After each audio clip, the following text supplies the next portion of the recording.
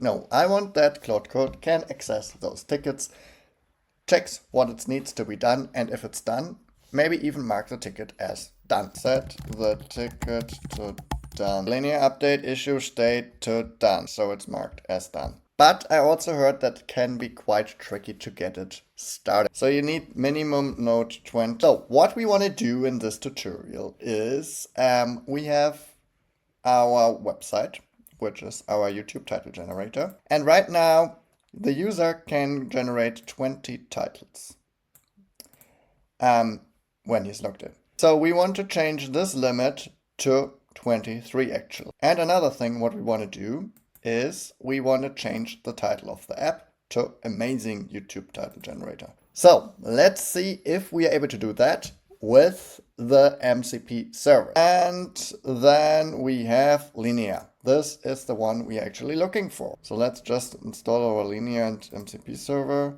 Added MCP server Linear to local conflict. Authentication successful. Connected to Linear. Now check my ticket.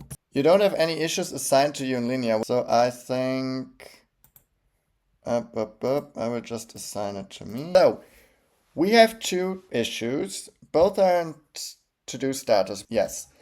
Let's do the change title one first. Find current app title location in the code base. Update title from. Let's update both of those.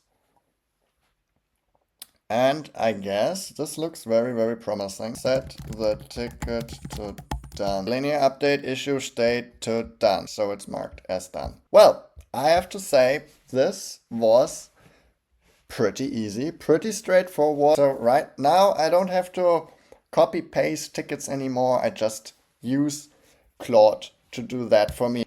And I think this is pretty amazing. So if you enjoyed the video, please consider to give me a like and a subscribe, and I see you in the next one.